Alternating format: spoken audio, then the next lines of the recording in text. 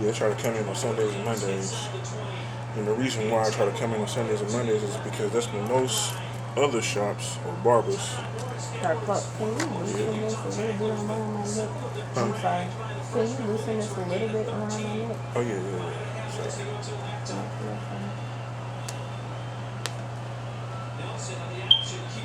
there we Yeah, thank you. go. 50 Shades of Grey. I'm not trying to do that. I've never seen 50 Shades of Grey. Really? Have you read the book? Never. Okay. It's like a running joke when someone's like getting like lightly choked up or you know kind of give a reference to the movie.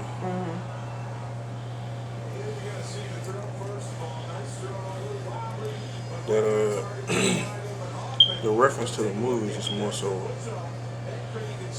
about for people that seen it, they kind of got an idea of what's going on. But really, the whole thing of the movie was it was a guy that was he was tortured by his mom, so he had traumas. He And felt, then he started like a BSM or something like that. yeah, so like it's a very thin line between pain and pleasure, Yes. and sometimes it blurs the line when your body learns to adapt to it. So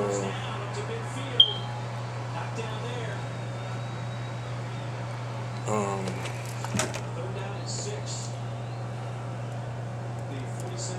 what was I gonna say? So Never mind, just want to point he fell in love with a young lady, and they had a great relationship. Fell in love and everything. Then he took her into the basement, and that's where all his Kinky stuff was. contraptions and stuff was. She fell in love with him.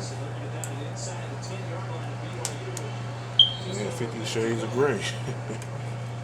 So it's more so like passion, pleasure, and pain. Okay. Where it bursts the line, like you might be ticklish, and so you might get handcuffed and tickled to the feet, and then somebody will give you a really strong oh right after that. And so then, where at one point in time you would not have liked it because you had an oh, now your brain has been reconstructed to like. It's reprogrammed to think that it's pleasure.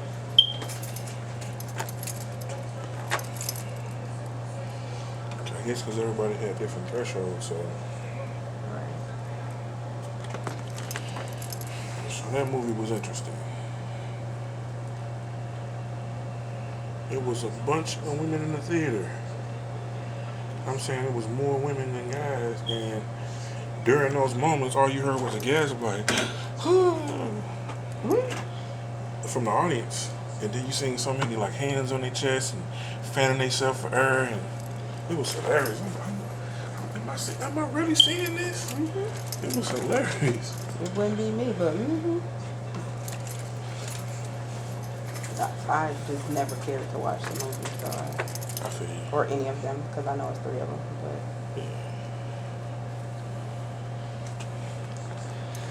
I guess it's a lot like watching the fairy tale movies, where the prince now gets his princess and he gets the chance to kiss her. And he went through all these obstacles to hurry up and show his love. And that same gasp during the movie was the same gasp when the prince finally got a chance to kiss his princess and rescued her. The resolution to the movie, should I say? The climax and the resolution. So.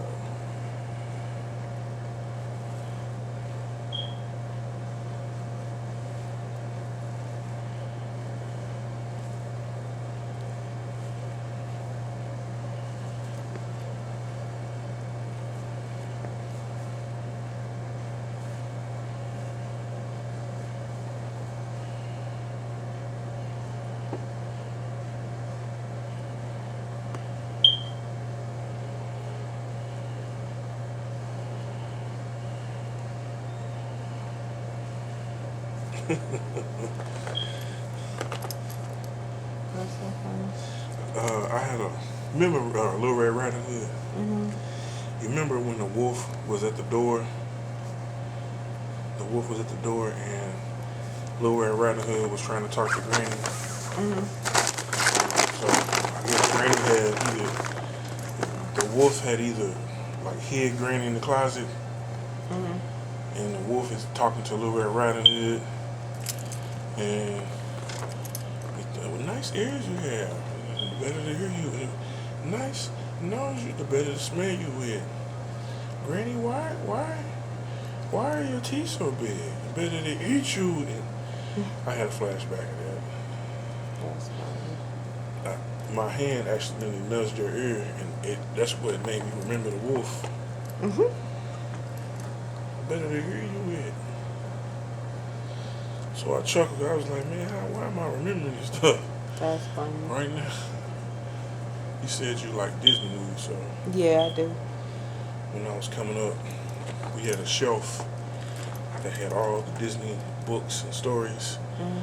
and my mother used to read them to us during like times where we got done eating and it's time to go to sleep. We read the stories and had us to go over there and pick a book and read to her sometimes to make sure that we was on our reading level.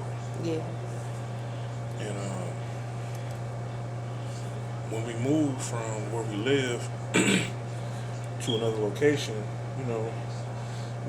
preteens about to become teenagers, we had a whole bookshelf full of stuff. What you want to do with your toys and your books? It's a daycare down the street. You want to take them with you or you want to give them away? We had a whole basement full of stuff. I'm talking about like football, basketball, frisbees, boomerangs, the bookshelf full of nursery rhymes, speaking spells, the Wow. things you spin and you spin it, on a little It spot. make the little tile sound or Yeah. tell you the alphabet or the number. All type of stuff. I'm talking about like thousands of dollars worth of stuff. Mm-hmm. But we just had it for so long that, we finna be in high school. So I'm like, we don't need this stuff no more. We're not babies. Yeah. My little brother That said, stuff yeah. probably worth money now. Heck yeah. So we gave all that stuff to the nursery home, to the nursery, the daycare. I'm sure the kids loved it. But I just remember, like, I have moments where certain things that I remember that kind of made me tear up a little bit. Because when I did some statistical research and started looking at the reading level of children, I started noticing that a lot of them don't read on the level they're supposed to read on. They don't. And me and my brother have been reading on a higher level since we was in elementary school because of the books that my mama bought us. Mm-hmm. Generally because she fostered a desire to read in young. Heck yeah. And then the books was later, but we had comic books that we used to read that made us read more. So like when I come in contact with children, I'm always curious about how I can help them, Yeah.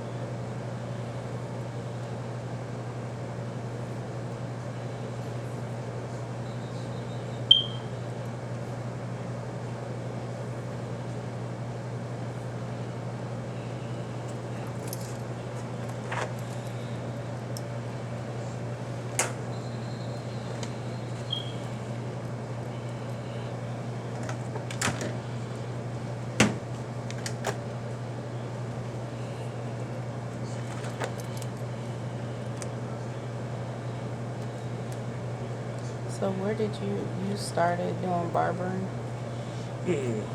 I've been doing barbering. No, that's what I'm saying. You started in the hair industry doing barbering? Braiding. Braiding? Okay. Yeah. African Euphoria at the Northwest Plaza. Did you go to school or you just got your credit hours working in the shop? I went to school. right after I worked in a hair braiding shop, and I was in a hair braiding shop while I was in school. School back in 2007. And did you go to school for barbering, or you went to school to get a master cosmetology license? I did a master cosmetology, but I also went to school for barbering too.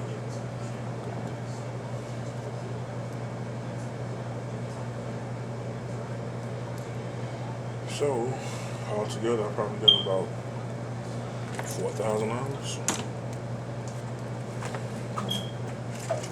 In the state of Missouri, how many hours do you need to get licensed? 1,500. Okay. Probably only just done it because it's what I love to do, and I wanted to get a better understanding of certain curriculums. Because they have more than one curriculum, and they're different. And where do you feel like you struggle the most now? I don't struggle. I just focus on what I want to learn, Okay. where I want to grow, and where is it that you want to grow, like that you want to see growth in this particular moment? Doing short hair. I'm looking to work at mastering short hair. I'm getting back into thermal relaxing.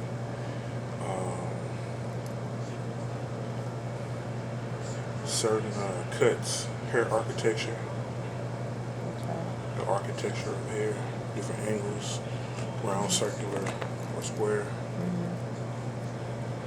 and international hair services, stuff that like we don't know about, like our culture don't know about it. Or we know about it and it's generally not used in the black population. True. So. Because there are some hair treatments that are thousands of dollars that, our white counterparts get. So, like I say, I want to touch every continent. So, every continent has different texture hair. So, in my discipline, I want to be able to service you no matter what language you speak. So, I'm working on learning different languages. And I want to be able to go to your continent with no clientele, get some clientele as soon as I touch down, and have a thriving business, and then go to another country and do the same thing, and have several businesses in other continents that thrive, and be able to connect my students to go to these locations so they can get out of the space they're in and see what else is out there, and it's tangible to them. Yeah. So when I go to a classroom and I say, hey, I've been to this particular continent, and this is what I did, here go the pictures, here go videos of me working, they're excited, I can teach them, and then after I teach them, I still got my operation set up over there. I can take you over there, get a plane ticket, place to stay, you can learn, you can be comfortable, you can get the education. If you want to stay, I can hook you up with, setting you up with housing where you can go and you can live there and still thrive. And so I want to be like a conduit for international change. Okay.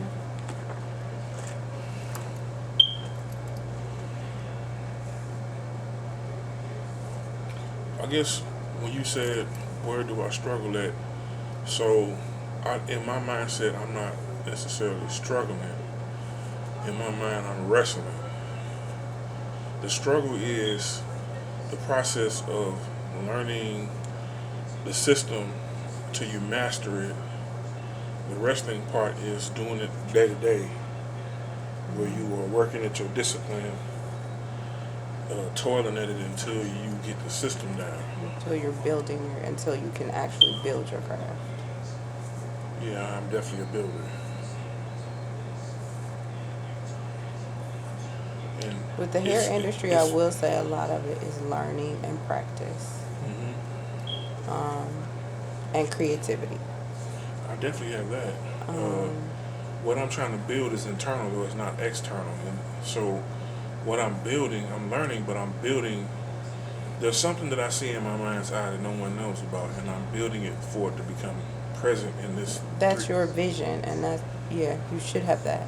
But practically is what I'm talking about, not necessarily vision-wise. So the practical aspect is me getting up and doing it every day and creating a system for what I see to actually function and work, and it's working. now, So what system are you trying to create right now? it's there. I have a name for it. I'm working on a few things so that way it can flourish without any, other ramifications at this particular point. Uh, how do I explain it?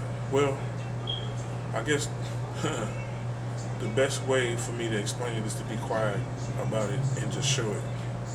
So And I'm let really, people buy into it.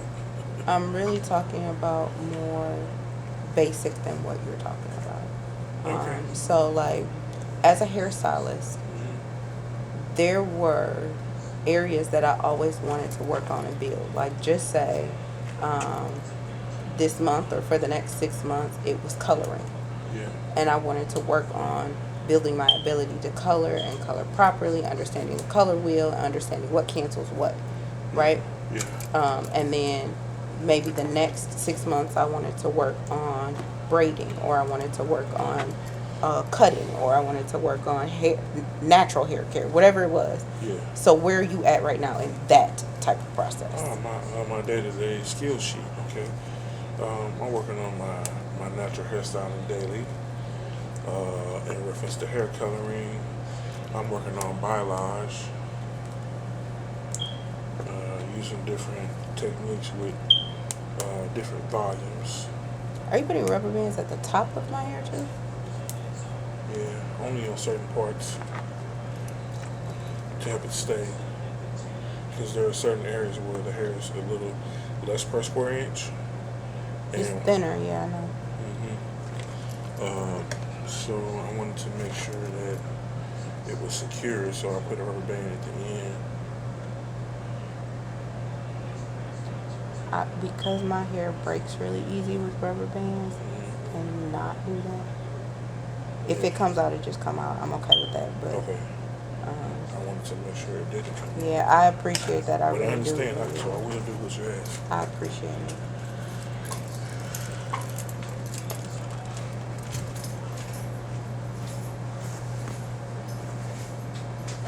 Hey there. How you doing? Front door.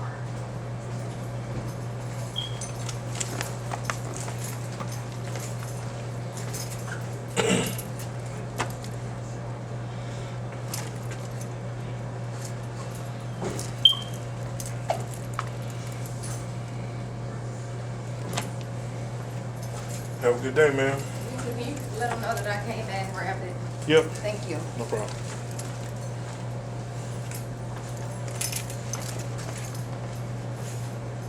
Front door.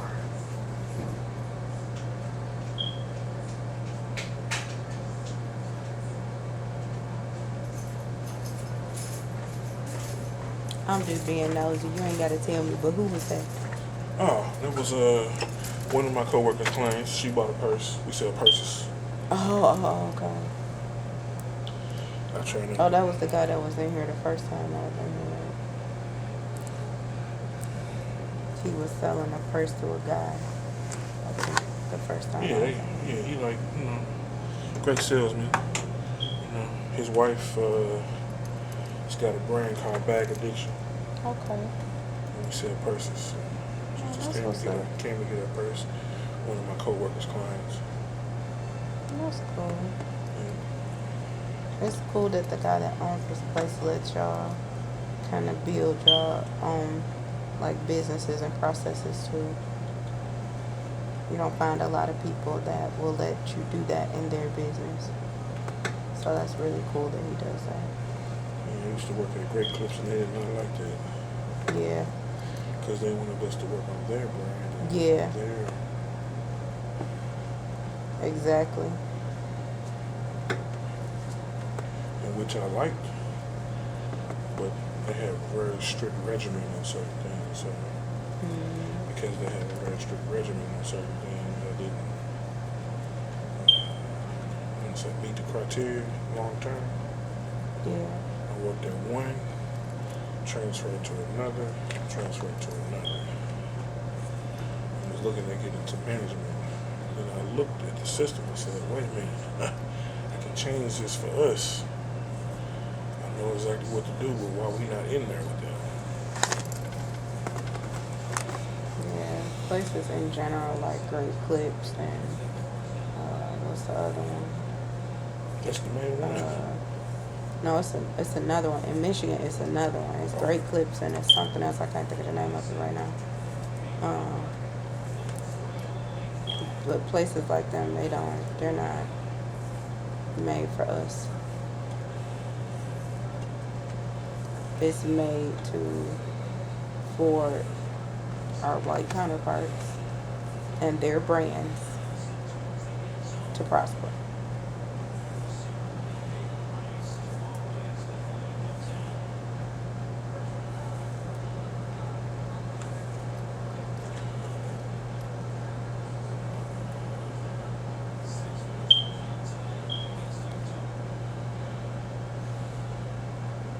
What in the heck? Now that's gonna bother me. Why I can't think of the name of that place?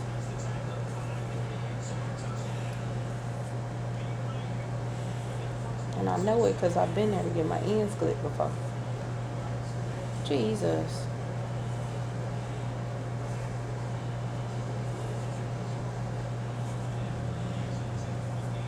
So how long do you think it will take you to start becoming international? Well, I've already started. I just got to test a couple other continents. So you've already done hair internationally? Somebody wrote a report about me in Germany. I've been to Mexico and done a few things in Mexico. I need to renew my passport.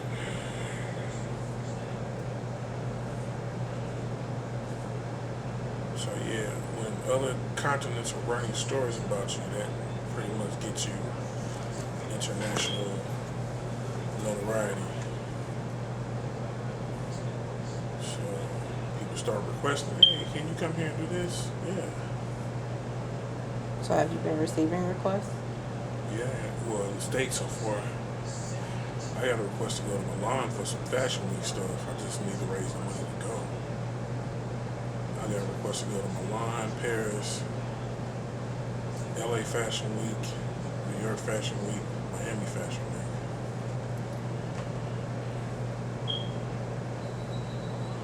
I've done a couple fashion weeks here in Kansas City and Atlanta. I love Fashion Week. I love the whole vibe, the whole structure, you know. Yeah, because it's all about creativity and liveliness and fun. Having fun with what you do.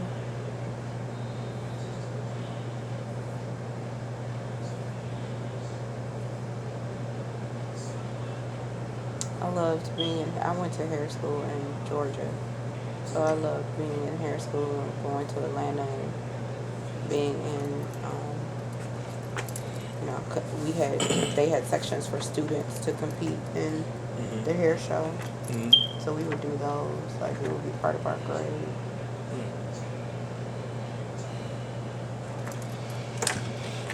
What hair school did you go to there? It was called Michael's School of Beauty. Okay, cool. How many clock hours did y'all need to graduate? 1,500 just to, Master Cosmetologist? yeah.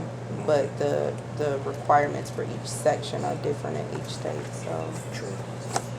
whereas I might have needed 250 hours of coloring, some other state might have needed some other requirement of coloring, you know.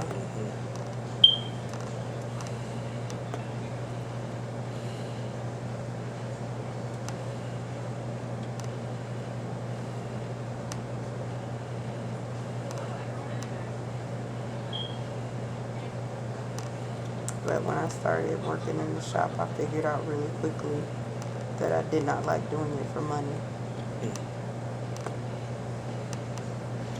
I like doing it for money, but I also like doing the creativity aspect of it. When I was in school, it was awesome. Like, the people that I serviced when I was able to get on the floor and start doing hair, they would always come back. They would always leave me big tips. they would send people to me. Mm-hmm. But when I got into a shop and started working, I was like, these niggas is crazy. No, man, I'm sorry. I can't even do this. I'm going to go to jail. Mm. I had to learn my happy place and invite people to my happy place. And if they liked my happy place and they received the care that they needed, those were my clients, those who stuck with me. And then, I'm no love lost. Dap you up, hey, how you doing? But my happy place is full of passion and love because that's what was around me when I was learning and developing. So I like to be in that particular environment, like an incubator. Yes. So Absolutely. I want my students to grow like a little seed. You gotta nurture it, you gotta water it, you gotta give it sunlight, a little food, and water it every day. I water my craft every day, every single day. I eat, sleep, and breathe hair, but I also eat, sleep, and breathe music and entertainment too. My degrees, I have an associate's degree in radio and television broadcasting, an associate's degree in audio engineering and production management. I just about would have like a diploma or in biblical studies. At one point in time, I was going to be a counselor, a Christian counselor, a group therapist, working with adolescents and youth. And I had so many journeys that kind of, in my seasons changed, becoming equipped for work that I'll be doing.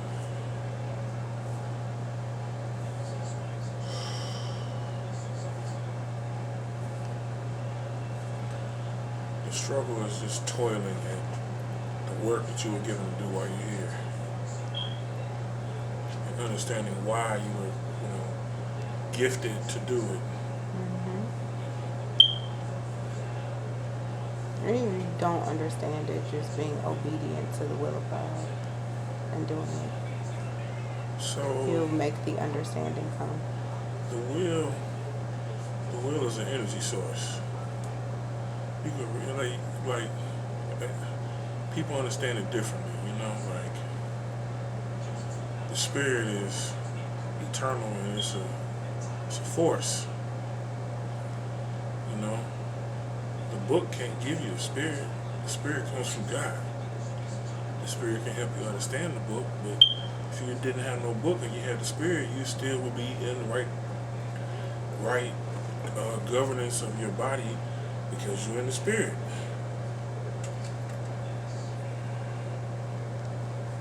The will, everybody's will that God, the will of God for everybody is different for each person. Foundationally, it would be similar because we are a royal priesthood and a chosen generation. And we all have one God, one Father, one Spirit who's in all, through all. And we have one purpose, and that's to glorify God. But how we do that is different. So, now, God is a title. That's when we break it down. It stands for generator, operator, and destroyer. If we're talking metaphysically, there's a name that denotes who God is. People argue about that because there's a family member of beings that have power like God, called the Elohim.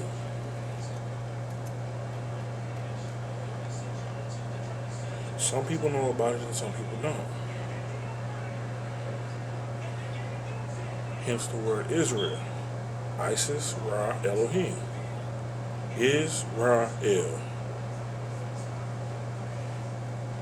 It's a bloodline of family members. We're reading about them, but we're not reading the entirety about those particular family members. We only have portions and pieces of who they are.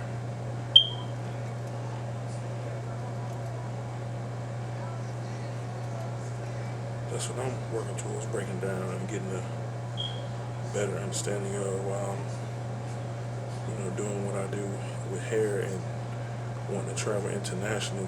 My reasons for wanting to travel internationally is to understand cultures and look at the artifacts, the tangible ones, so I can know, not just believe, but know. There's a difference between knowing and believing.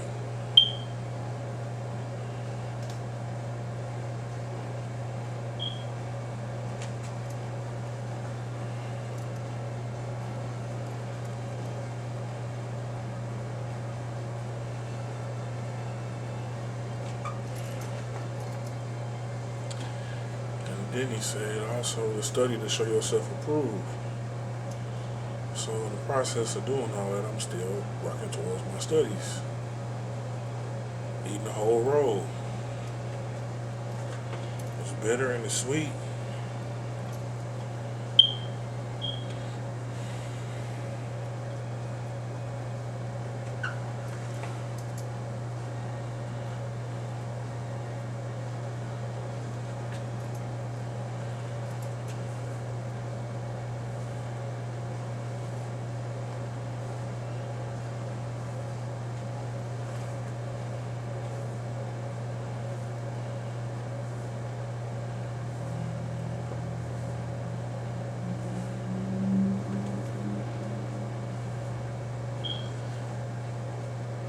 Craving for pineapple, mangoes, and watermelon. I can literally taste the mango on my tongue right now.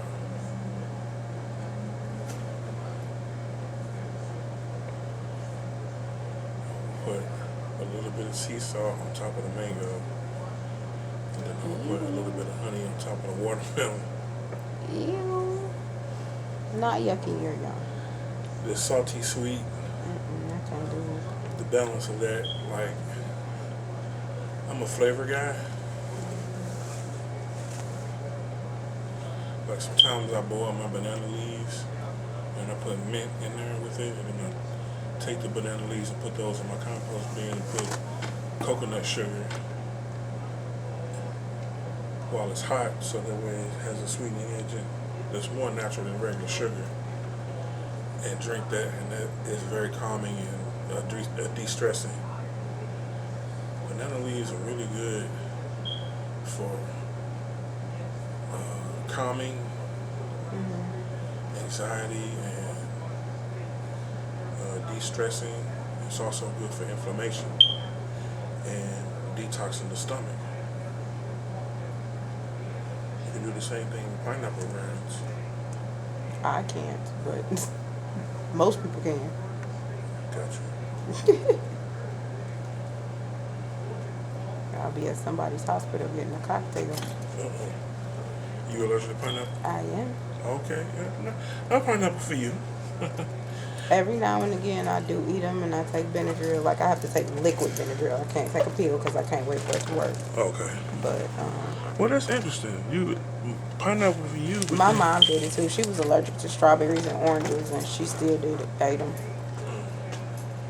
and took Benadryl. I guess we both just defiant. Okay.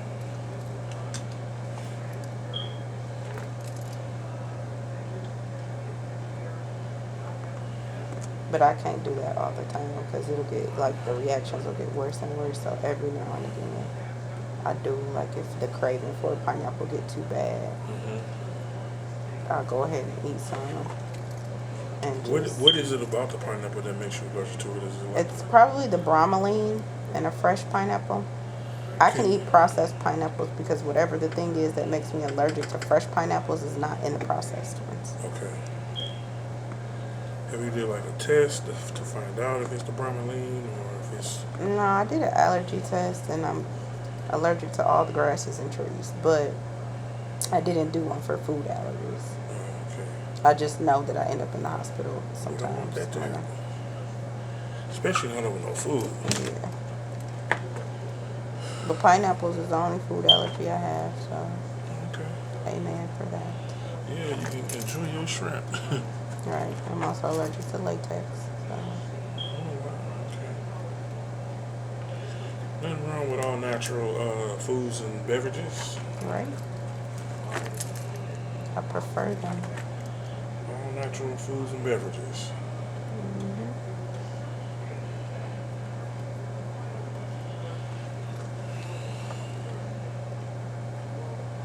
I think it's kind of crazy though. Like I can have processed pineapples or like pineapple juice that's been processed, but I can't have the fresh. Is what does me bad. Mm-hmm. It's weird. To me, it's like people that eat tomato sauce but don't eat tomatoes, Mm-hmm. or like banana flavored things but don't eat bananas.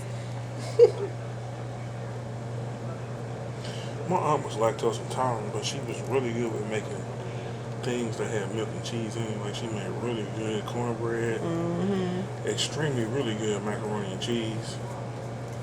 And she made really good like cheese sandwiches, but she did not eat cheese. It like literally would tear Tear her her up up. Mm-hmm. like machine gun. Like I get it. Because I eat all the fruits and vegetables. And I loved pineapples. Like, I would get a fresh pineapple and cut it up and just eat pineapple like that. But then one day I was at work. And the girl that sits on the other side of me, on the other side of the cubicle from me, she had like stood up and we was talking and she was like, Eris, what you eating? And I said, pineapple. She said, are you allergic to pineapples? And I was like, no, girl, I've been eating pineapples my whole life. She was like, Eris, I got a lot of allergies. She said, I think you're allergic to those pineapples. I was like, girl, no, I'm about to finish this little bowl right here and I got some more at home. Listen, it wasn't even 10 minutes. My lips was swole up. My face was swole up. I said, ooh, Deanna, I think you right. Like, I couldn't even talk. And instead of me going to the hospital that was right by my job, was like an hour away from my house. So instead of me going to the hospital that was by my job, I drive all the way back by my house because I had been sick once before at work. And they took me to a hospital that was like an hour and a half away from where all my family was. And I didn't want to, if they kept me, I didn't want to be an hour and a half away. So I drove all the way home having an allergic reaction. are you related to the Whiteners Mm-mm. or any Browns or Williams? Williams, maybe, but where would they be? Where would they live?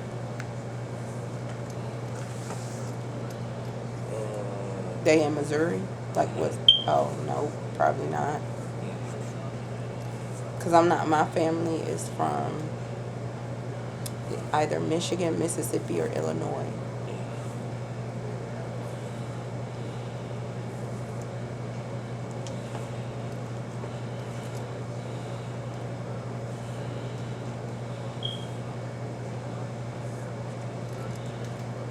My grandmother was, her married name is Williams, but I, Zebedee Williams, I think, was her husband's name. But other than that, we wouldn't know no Williams. Not here.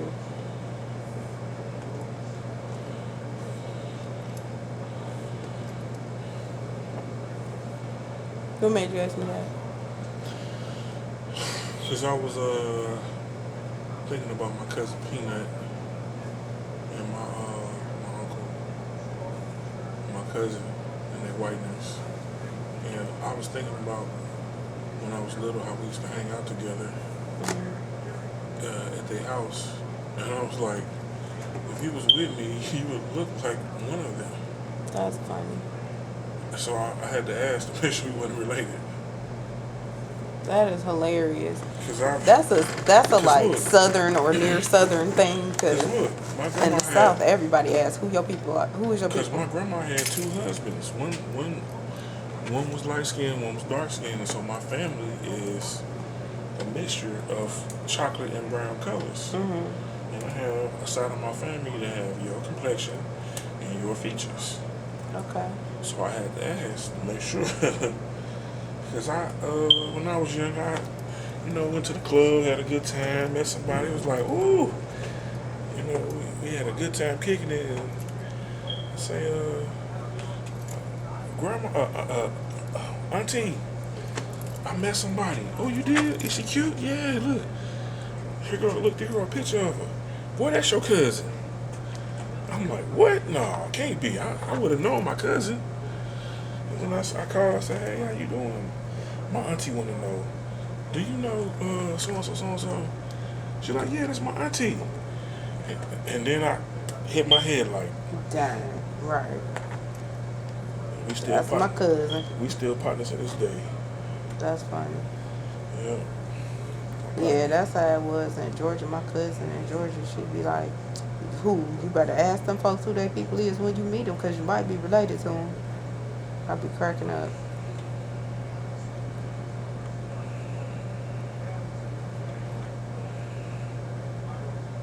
And to this day, whoever she meets, she asks them who their people is, for real. Mm-hmm. Yeah. That's good to know. Could be so many different genealogies, you know. My great aunt, she 92, she the last pillar of our family. Everybody that was before her, she was, I think, like the middle child. Mm-hmm. My grandmother was the oldest. She passed away, I think, when she was, she's 92 now, that's 2024. My grandma passed away 20 years ago, in her 70s.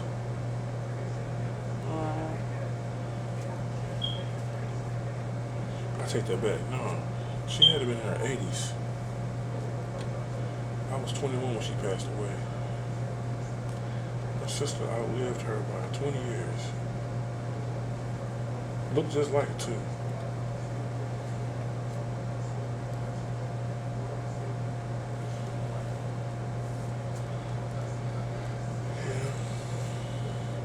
She's still up, alive, and kicking. I said, so we got that long life gene in my family. I said, yep, I'm going to tap into that. I know, right? The long life gene, get to see all your grandkids and all your nephews and pictures with all of them. Everybody know who you are.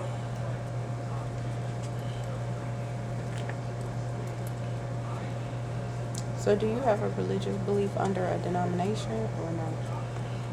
So I was, I know it says train up a child in the way they should go when they're old, they should not depart from it. I have not departed from my Pentecostal background. However, I have expanded my belief system after finding out different things and eating of the tree of knowledge of good and evil. So do you believe in the Father, the Son, and the Holy Ghost? But I also believe in the Mother, the Father, and the Son, the original Trinity.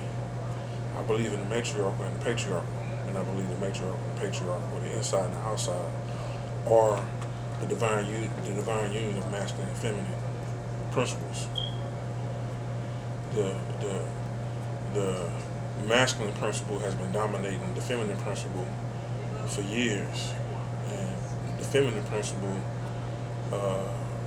is wanting to create balance. Because things That can be part so. of it, what belief system does that come from? Is that Hebrew Israelite? Is that? So you can't really call it a denomination. Like there's divine masculine principles and there's divine feminine principles. On the higher levels of spirituality, you kind of get into that. Like you can't like name it inside of. It's not inside of the book. You know what I'm saying? Unless you like breaking down like the word from Hebrew and it's like A and a or O. You know what I'm saying? Mm-hmm. The Hebrew, a lot of the Hebrew dialect took me into other forms of spirituality, mainly into the Nubians. Took me into Kemet. It took me into Kabbalah. It took me into Gnostic teachings. I personally believe the Gnostic teachings are the real teachings of Christ. That's what I believe. Because some of the hidden things that were taught, or the parables that you can't like just grasp, were things you had to search for, and you had to search for with your whole heart. Like, Christ could be doing construction and be giving you a parable. Somebody at the door.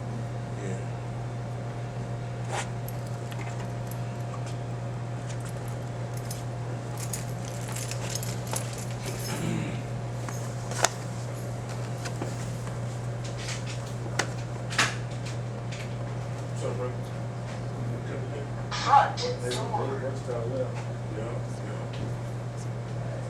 We brought them probably about like 15, 20 minutes ago.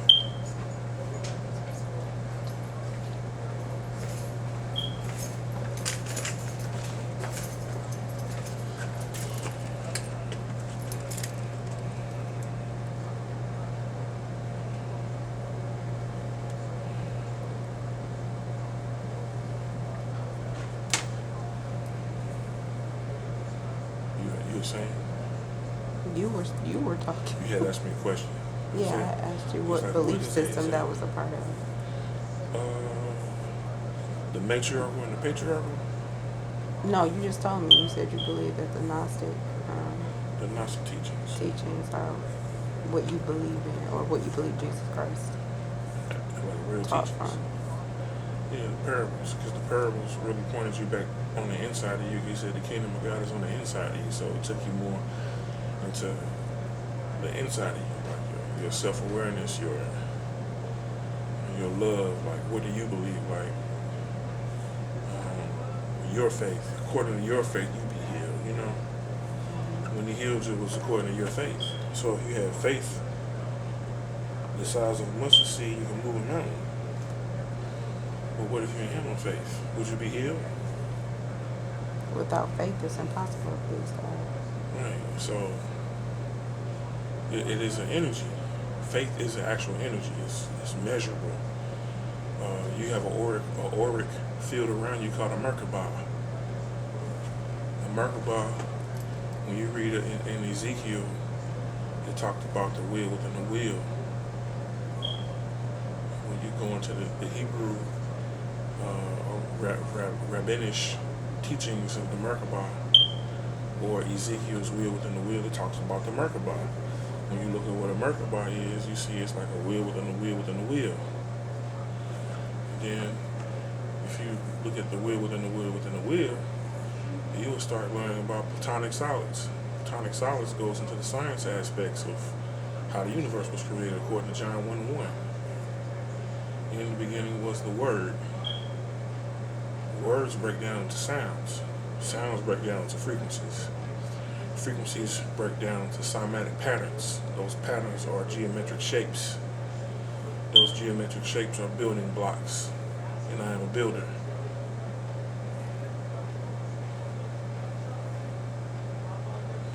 You can form and shape things with your words. I am going to build a school. Yeah.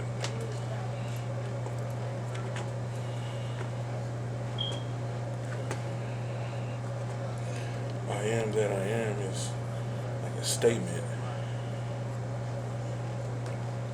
It's like saying I exist, therefore I am. I am eternal. I am Alpha. I am Omega. I have always been and ever was. Energy does not die, it only transfers. You can transfer your soul's energy into something else. Like if you have a child, you be transferring your wisdom and knowledge into the child. Your teachings, your beliefs, your knowledge, your gnosis.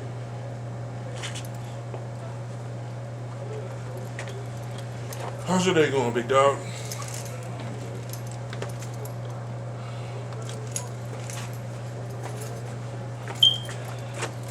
You get a hold of him? Oh, there you go.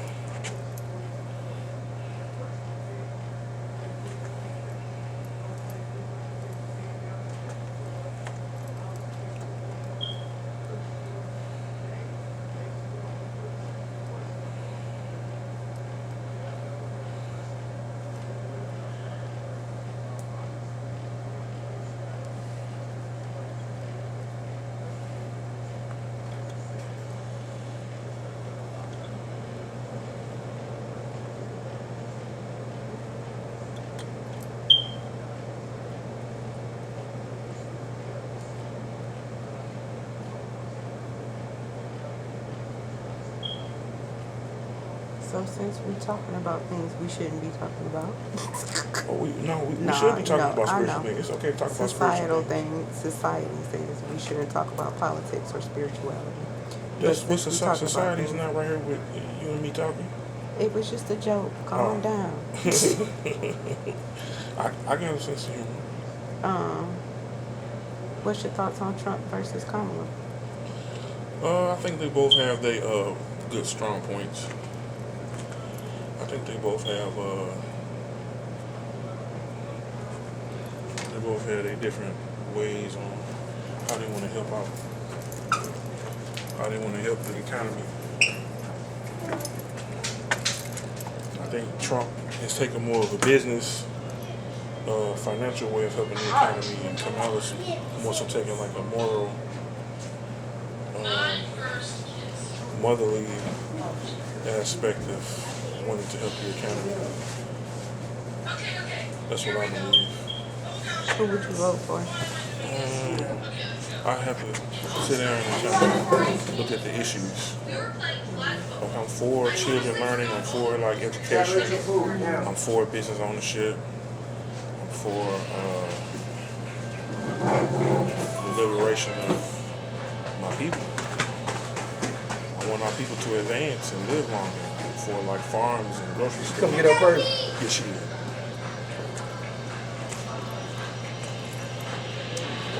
I feel like if Trump gets in office, like it's gonna be a one-way ticket back into racism, like blatant racism. I don't think that Trump is racist. I think people that support him are. Because Trump had been surrounded by a bunch of music artists. Kanye West, Snoop Dogg, and they hardcore, like... But being surrounded by them doesn't mean that you aren't secretly racist. Well, I mean... So let's if they benefit my business, because you gotta remember, Trump is a businessman. If they benefit me in making money in any way, I'm gonna be around them regardless of whether I like you because of your skin color or not. You're making money. Do I think that Trump is racist? No. He got Lil Wayne out of jail. He got Lil Wayne out of jail. I don't think Trump racist. I think that some people that support him may, want to lynch and hand people, but I don't think he do. I think he's been around enough brothers and sisters to know better.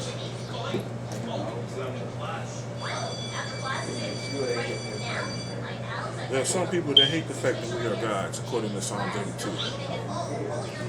And there are some races of people that know who we are, that know who our family bloodline is, and know where they originated from. The ones that hate us, the ones that don't like us, are the ones that are doing some of the evil things to us.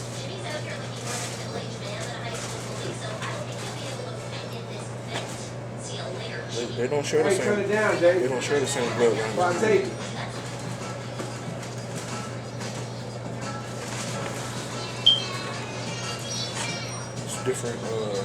There's different species of people here.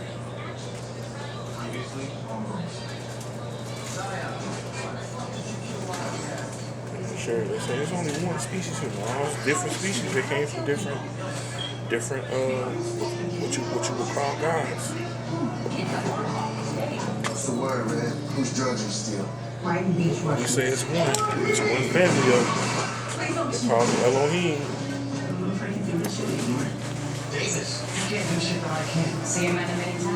They had children, you know what I'm saying? And then they had children. This group of children had a different people than this group of children.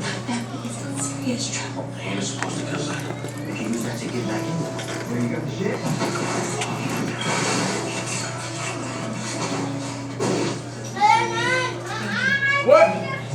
You got two right there, it don't matter. I do believe it's one that's higher than all of them.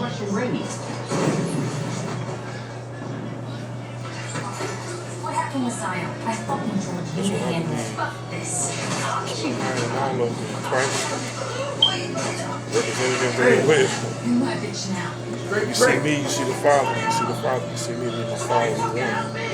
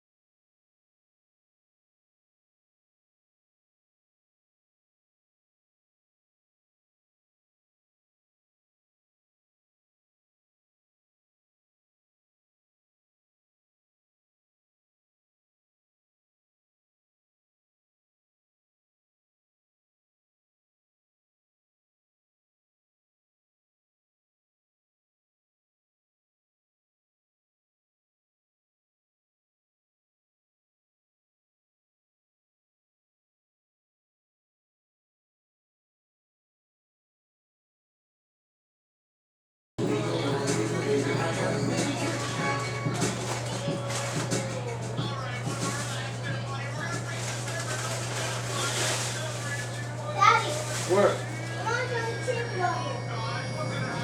Okay, next time. Next time I can go on.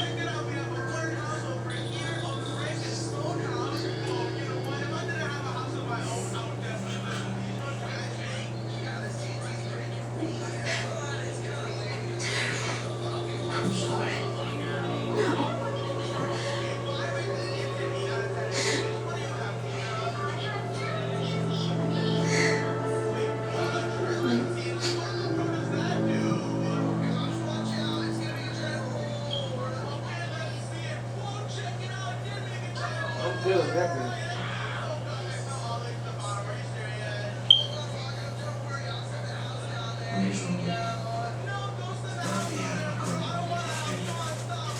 Take care of me. You said you had us, Drake. That you would protect us by being in a fucking game. Carter's bitch ass did this to her. Look at me, Drake. This is what being in a game looks like. It's just fucking hard for me too. How is it hard for you? You didn't even want this baby. Drake, just get the fuck out. Please. Get out. You serious? I'm serious.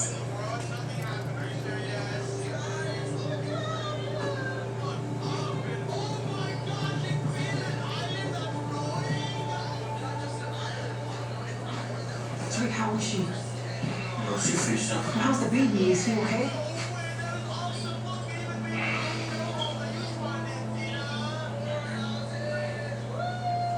Look, I'm gonna handle it, I promise. Drake, I appreciate you getting by and here and calling, but this is family business. Not for me. I completely understand, but money I don't work for you. And that was also my baby, so I'm gonna do what I have to do.